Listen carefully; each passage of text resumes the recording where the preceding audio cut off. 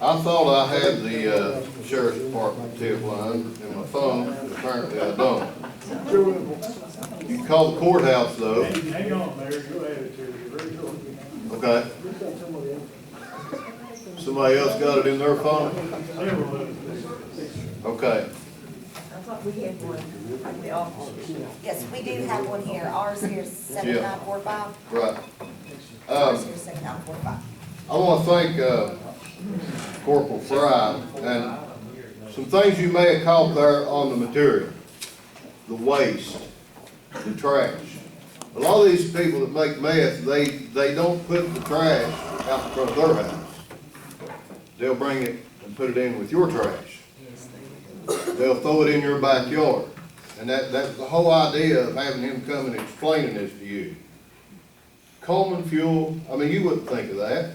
Plastic bottles, AA batteries, coffee filters, funnels, measuring cup, matchboxes, cotton balls, bleach. If I'd seen that in my yard a few years back, I'd have thought somebody just threw their trash out in the yard.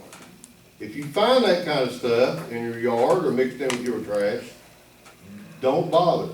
Call somebody, okay? He done a great job on that. That was very educational. A few thoughts I want to share with you, and apparently Officer Napper is not going to be able to make it, so I have a few notes here that I'm going to share with you, and we'll kind of open the floor up a little bit. First of all, here in the town, we are rotating our, thank you, sir, the tip line to the sheriff's office.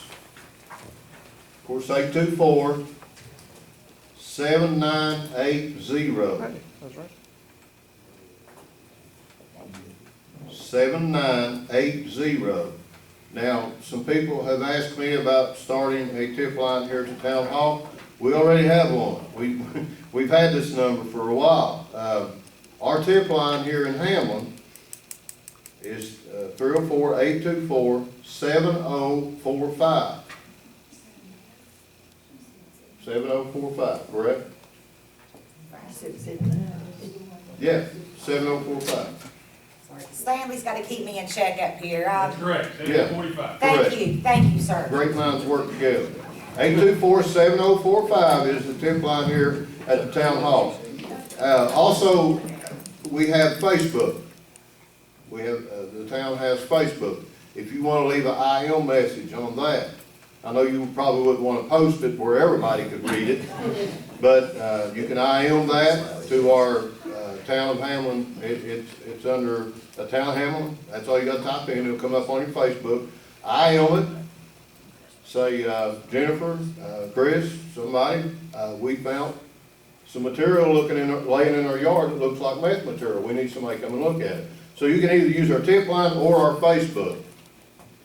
Okay? Right now we have 3 full-time officers, 2 part-time, 1 reserve, and 3 auxiliary. And that's still not enough. We need more. Hopefully money become available, we'll have more. We still cannot have 24/7 coverage with what we've got. But we do what we can. Please don't blame the police officers when something happens at your house. I went home last night and had a message that somebody's gas had been stolen from their car. And their response to that was, you need to patrol this street more often.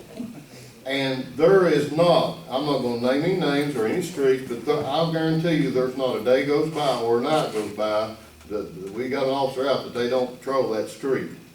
But as we've talked about in council meetings, and I'm sure it's a countywide thing, is these little things right here work against us. They work against us. People have scanners in their houses. They have these little handheld radios. A lot of them can't talk on them, but they can hear on them. And if they hear Officer Stanley on a road stop down at Hanley Funeral Home, then they know that that would be a good time to go in over here on Baker Street somewhere and grab somebody's lawnmower and go with it. That's where you all come into effect. That's why we need more eyes and ears, okay? Okay, you've got our tip line, you've got our Facebook. One biggie that I notice a lot of people do that we probably need not to do, I don't know why people post on Facebook. They'll post a picture of themselves, and I'm not picking on anybody. If you've done this, I forgive you. We'll pray with you before you leave. But they will post a picture of themselves standing on the beach, having a blast at Myrtle Beach, be home Saturday. Why do people do that? And check in, I'm sorry, this is one of my pet peeves. People will check in, they checked in at the movies at the Huntington Mall at 8 o'clock. At 10 o'clock, they checked in at Applebee's at Southridge. Don't Yeah. do that. Don't put that stuff out there. Because Same thing, stop your newspaper when you're going somewhere. Right, and your mail and stuff like that, but don't post on Facebook and Twitter and stuff where you're at. Don't send nobody a message, tell them you're here tonight. Wait till you get home and then tell them. Say, I went tonight and here's what we talked about. But that's a biggie with people. Another one, we get a lot of complaints about this, but a lot of times it would be in our favor if we would pay attention, and that is barking dogs. I have a border collie, and she barks, but anytime that she barks, there's either somebody walking up and down the street, or there's a deer in my yard, okay? We have deer here in town. But if you hear your dogs are barking, and the reason I'm bringing this out, a few years back, my dog just barked and barked and barked one night, and I thought, well, that silly dog, I'm gonna shoot it if it don't shut up. Next morning, I get up and walk out, 2 bicycles are gone off my carport. So if you hear your dogs are barking, get up and look around. Look out your window. And I'm not telling you to go outside. I do. And as I told council here a while back, by the raise of hands, does anybody in here ever get up and use the bathroom during the night? That's what I thought. And with me, it's pretty regular. But when you're up during the night, just go look out the window. And I'm dumb enough, I go outside. I walk outside, I look up the street, look down the street. I just look around the neighborhood. If you see somebody suspicious, call 911. We may have somebody on duty, we may not. Hopefully we do. But if we don't, maybe the sheriff's department does, or maybe the state police does. Yeah, I know, I've heard, maybe they're at the other end of the county. But at least it will be noted. If you see somebody tonight, Thursday night, don't wait till Sunday when somebody says, you know, somebody stole my chainsaw off my porch. Don't wait till Sunday to say, well, you know, I seen about a 6-foot guy with a black hoodie on leaving your house that night. Don't wait till Sunday and mention it. Mention it tonight. Get the word out. So, sorry neighbor. 6 foot tall. You're over 6 foot, so that rules you out. Did you have a question, ma'am? I was just going to say, make a comment on what you said. If you see somebody suspicious, well, I'd be on the phone 24/7. Where Really? I live, there's traffic everywhere. we've talked a lot. Yes, We've talked a lot. yes. I mean, it's just up and over the hill, behind And my I- house. Yeah. The information has, I mean, it's been passed along, and it's one of those things I mean, where, all hours of the day, all hours of the night, you'll hear someone born over the hill between the 2 houses, and it's bad. And matter of fact, You got my her house was broken information? into, so it's really bad. We'll get that information to him, unless he's already got you're it. familiar with the location that she's Okay. talking Yeah. about. It's I got a been, question. Yes, Due to things that's been happening there at the brick house where my mom's sister lives, the boy's S10 was stolen. They didn't even steal the S10, but they loaded it full of stuff off the carport and stole everything off the carport and the truck. They stole gas out of Brooks' car, sitting at the same location. This is just right in front of my house. What's going to happen when I see somebody doing something like this, and I walk outside and I take things in my own hand, and I strangle them down to the ground and hold them until somebody comes, because it's getting to that point, I'm getting really aggravated over this crap. I The understand. drugs that are going on, I used to watch people walk up and down my street out here, holding hands, you know, husband and wife, families. You don't see that anymore. You see these kids walking up and down the streets, 2 o'clock, 3 o'clock in the morning, looking around, poking around, going this place, going that place. Sometimes they're staggering, sometimes they're just not able to even hardly walk. I'm getting tired of all this stuff. I've got a lot of boats sitting out in my yard, I've got a lot of equipment out here, hunting stuff, fishing stuff, all that stuff. I catch some of my stuff, and you know, it's gonna be bad, because I worked hard for all this stuff. I don't make the money I used to. I can't replace the stuff that gets stolen. And like I said, a bunch of stuff is happening right there next to my house. My neighbor Sharon, 60 years old, living by herself. She's had people up there in her place. If I catch somebody up there messing with my neighbor Sharon, I'm gonna walk up there, I'm gonna take care of it. I'm gonna walk up there, I'm gonna make sure that they don't get away with whatever they're doing, because I'm getting tired of this stuff. That's why we're here tonight. Yeah. A lot of people are. If you all, I think lighting is very helpful. We got lights up there. Street light. If anyone has a street light out, if there's an area that's extremely dark, come in and talk to me.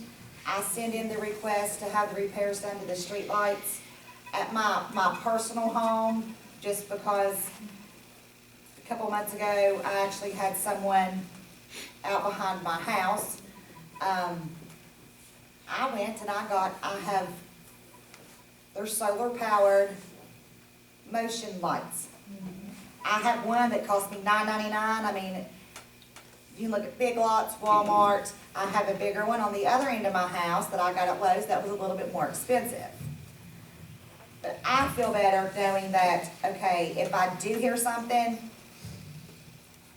I'll be able to see what's out there. I also have a spotlight now.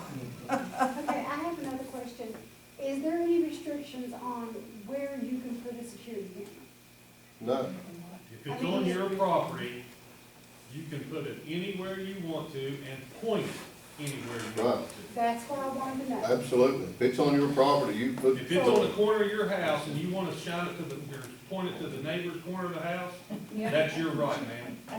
Amen. I had a question when Trooper Fry was here. I got mine pointed in the right direction. You know, we all have these. If we see something going on and we just start taking pictures, would that be helpful? Let's take that a step further. If you have a game camera and you think there's Exactly. activity around there, place it strategically around. And Exactly. you can put a piece of tape over that little red light. yep. Because Black believe tape me, works I've well. seen the deer right up on my head. Here, let me take that camera thing a step further. If you have a camera and a recording device and you catch some activity that you may think that's illegal, I want you to understand that if we use that as evidence, it's not immediately. If you come to me and say, this is what happened, I have it on my videotape, I come in, I look at it, then I have to go to the courthouse, I have to fill out paperwork to summons that. It may or may not happen. And I'm not knocking the courthouse, don't get me wrong when I say this, but I have to go through a major paperwork chain just to get your video, because it's personal. Now, if you were a business such as 7-Eleven, I can walk in there at 7-Eleven anytime I want to, tell the manager, Libby, I need this tape for this amount of time. She makes it for me right on the spot. But a paperwork trail is a major deterrent for police officers. Mr. Fry told you there earlier, it takes him 3 hours to do paperwork, and then he turns around, doesn't get finished with his paperwork, has to take a call and sees the guy or gal that he just arrested back in town or back where he was going. That, excuse my language, ticks us off. Because no matter what, we still have to finish that paperwork. It doesn't matter if they're out of jail or not. So just keep in mind that if you have a video camera or a security camera on your property and you see something happen on your property or outside your property, it's not just as easy as to bring me a DVD or a VCR tape or whatever and say, this is what happened, here you go. You may hand it to me, but there's nothing I can do about it until we go through the proper paperwork that could take months. What about just a picture? Say you have a picture that has some, is it the Same same thing. situation? It's kind of the same thing, because anytime we use outside evidence, it's, once again, the paperwork and the, you know, it's not just the magistrate. I mean, stuff like that has to go to the judge. The judges are busy, they got their hands full. Sometimes we can go in there and say, hey, judge, this is what we got, we're really sure. He'll kind of look us over and say, really? And we're like, yeah, and then he'll sign it and we'll go on. I mean, search warrants, we want search warrants, but you know how hard it is to get search warrants? Really hard. I'm sorry, does that same method also if, someone broke in your house and you know who they were and they confessed to it, and how long's the process to get a warrant for their arrest and all that? Just depends on, Well, I'll give you a prime example, I did not work yesterday. There was a couple cases, a couple break-ins over the weekend. I filed the warrants Tuesday, turned them in Tuesday night when I left. I picked them up today. well, my house was broken into on the 12th of this month. I know who done it, and the trooper who investigated took him into custody and talked to him. But he couldn't get the warrant on account of holiday, so like on Tuesday or Tuesday. Wednesday of that Right. week. But I've not heard anything. If they get arrested. Normally you won't, that's not what, even here in town, he was speaking about the truck that got stolen. I happened to be the one that was working that night. We got him that night. Well, we found the vehicle that night, but I filed warrants for him. He ended up taking that truck to Kanawha County. We found the truck that night, and it had meth-making materials in it, so Kanawha County got involved. But I filed warrants on the gentleman that took it. Kanawha County filed warrants on him. And then Kanawha County ended up serving the warrant and putting him in jail. Did you get a call and say that he was in jail? You did not. Okay, well, I didn't know what the process was. Right. So, on our part in town, I will tell you this, where I'll speak for myself, I can't speak for Officer Baker or Lawrence. But if I normally arrest somebody for breaking into your house or stealing your lawnmower or whatever, I take it upon myself as a courtesy to say, I got it. Okay? Now, that's just me. That's not our It's department not policy. mandatory though. That's not, no, that's just what I do because I like to have, some of you dealt with me before in the past. I try to have a very communication line with everybody. I've dealt with her, lady right here, a couple of you I see that I've dealt with. I try to keep a communication line with you. I think that's important. Well, this was a state trooper. I think I know what case you're talking about. I'm almost positive I do. Yeah. If it's the same one, I will tell you, I filed warrants on that female myself. I have them in hand. She will be picked up tomorrow if I find her. And then if I pick her up on my warrant, that warrant that he filed for will be served as well. I hope they do it. If you all notice, if you think that something has been stolen from your home, please file the report or call us that day. Or if it's on a weekend, call 911. You can call me at the office on Monday morning.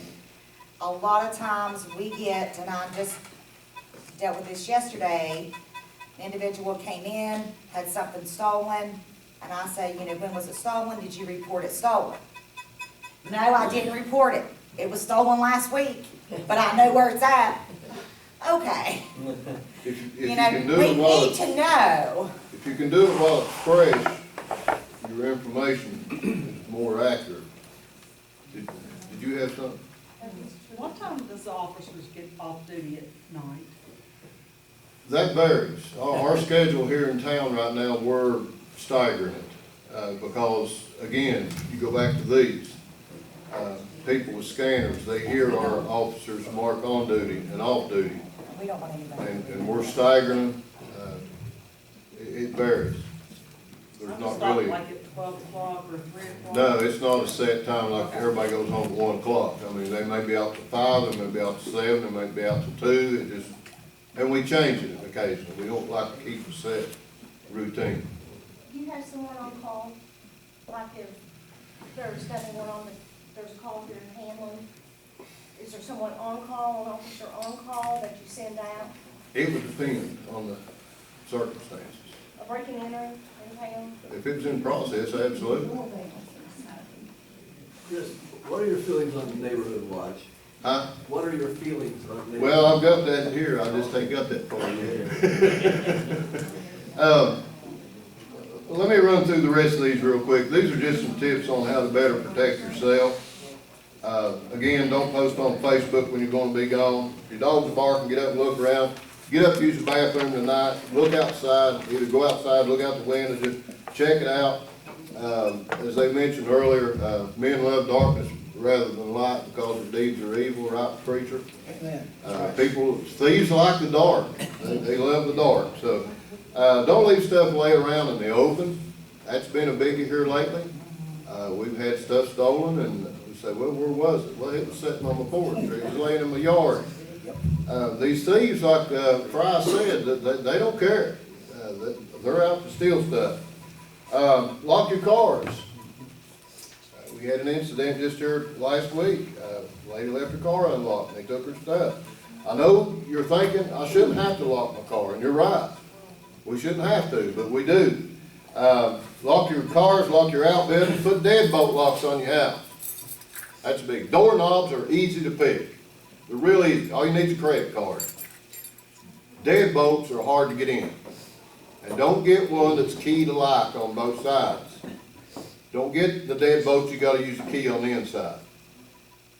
Get the kind with the lever on, because if your house catches on fire, you're trying to get out and you can't find your key, you're stuck.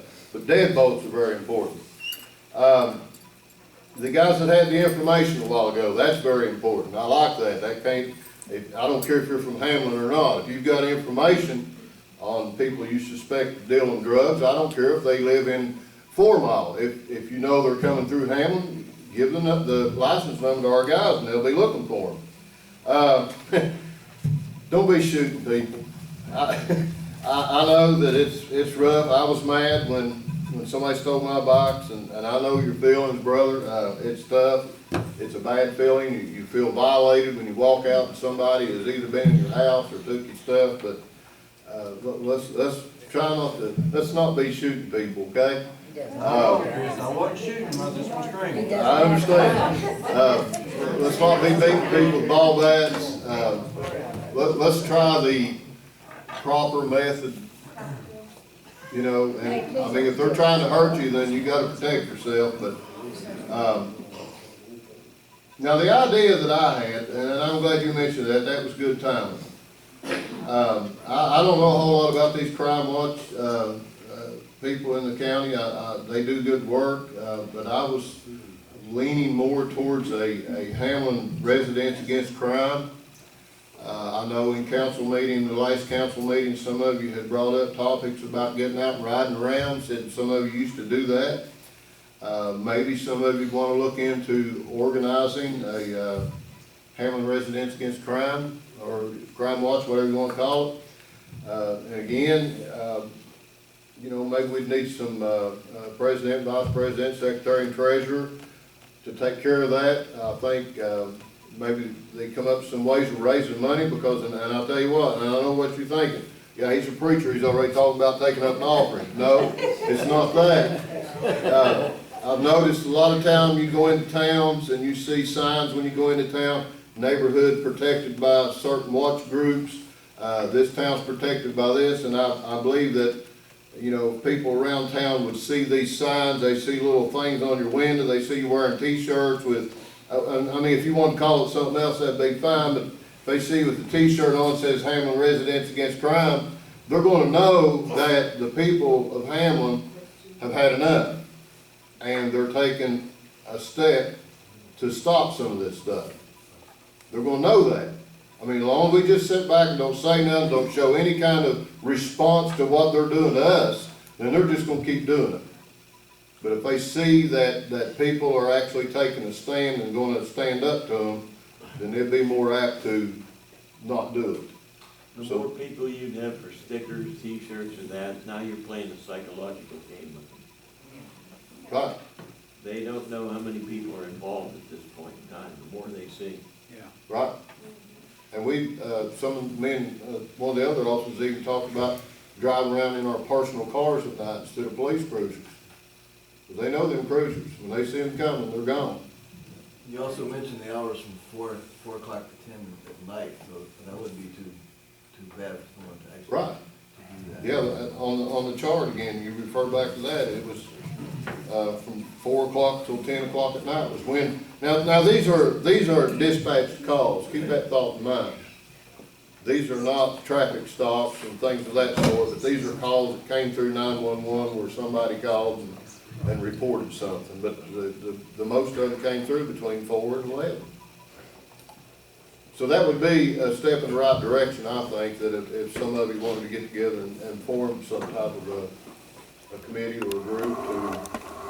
One of the minutes said something about watch for, out-of-state license and things that where people might be coming in when they don't live here, or they're just in for passing, not Right. necessarily just passing through.